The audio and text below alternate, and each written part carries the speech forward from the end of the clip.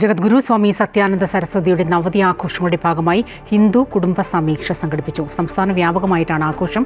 Sree Ramadasa mission അധ്യക്ഷൻ ശ്രീ ശക്തി ശാന്താനന്ദ മഹർഷി സമാജത്തിന് മാർഗദർശനം നൽകി. മാതാ അമൃതാനന്ദമയി മഠം കൈമനം മഠാധിപതി സ്വാമി ശിവാമൃതാനന്ദപുരി ചടങ്ങിൽ പങ്കെടുത്തു.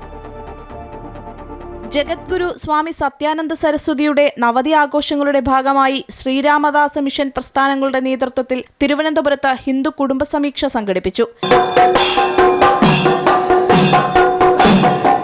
ഈ മാസം 4 മുതൽ കേരളത്തിലുടനീളം കുടുംബസമീക്ഷ സംഘടിപ്പിച്ചു വരികയാണ്.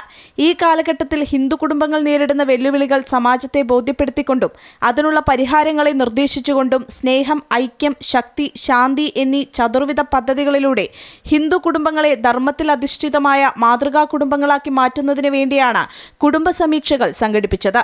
ശ്രീരാമദാസ മിഷൻ അധ്യക്ഷൻ ശ്രീ ശക്തി ശാന്താനന്ദ മഹർഷി സമാജത്തിന് മാർഗദർശനം നൽകി. അതൊരു കുടുംബത്തിലായാലും ശരി, ഒരു സംസ്ഥാനത്തിലായാലും ശരി, ഒരു രാഷ്ട്രത്തിലായാലും ശരി, ശക്തി ഉണ്ടെങ്കിൽ മാത്രമാണ് ശാന്തി ഉണ്ടാവുക. അതുകൊണ്ടാണ് നമ്മുടെ വരുമാനത്തിൻ്റെ ഏറിയ പങ്കും ഭാരതത്തിൻ്റെ ശക്തിക്ക് വേണ്ടി മാറ്റിവെക്കുന്നത്. ശക്തിയുള്ളവനെ ആരും കയറി തട്ടില്ല, മുട്ടില്ല.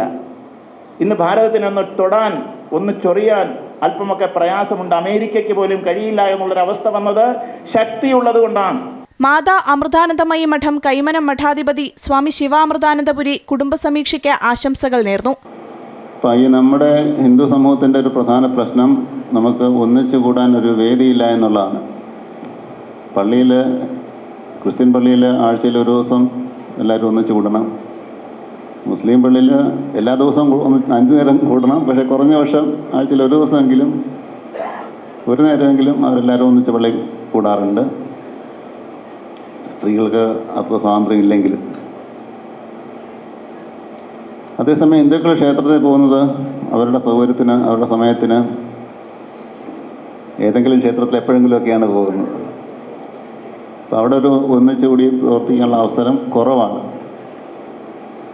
പക്ഷെ ഒന്നിച്ചുകൂടി പ്രവർത്തിക്കുന്ന ഒരു സംഘടന എന്നുള്ള നിലയ്ക്ക് ഇപ്പോൾ നമുക്ക് സംഘത്തിൻ്റെ വളർച്ച നോക്കുകയാണെങ്കിൽ ലോകത്തിലെ ഏറ്റവും വലിയൊരു സംഘടനയായിട്ട് വളർന്നു കഴിഞ്ഞിരിക്കുന്നു. അത് സാധിച്ചത് എല്ലാ ദിവസമുള്ള ബൈഠക്ക് കൊണ്ടാണ്. എല്ലാ ദിവസവും അവർക്ക് ഒന്നിച്ചുകൂടാൻ ആണ് അവിടെ നിയമം നമ്മളെ പഠിപ്പിക്കുന്നത്. കാസർഗോഡ് മുതൽ ആരംഭിച്ച കുടുംബ സമീക്ഷയാണ് തിരുവനന്തപുരത്ത് സമാപിച്ചത്. അമൃത ന്യൂസ്, തിരുവനന്തപുരം.